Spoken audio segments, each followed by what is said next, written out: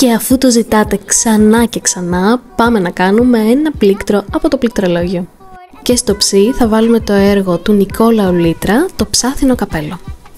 Πάμε σιγά σιγά να δημιουργήσουμε πρώτα το background. Έχω επιλέξει τα χρώματά μου και ξεκινάω να προσθέτω τις μικρές λεπτομέρειες. Με ένα πολύ λεπτό πινελάκι και αρκετή υπομονή. Προχωράμε και στην κεντρική φιγούρα μας, η οποία φέρει φυσικά το ψάθινο καπέλο. Αφού το σχέδιο μου ολοκληρώθηκε και το έχω αφήσει να στεγνώσει καλά, περνάω ένα βερνικάκι για την προστασία του.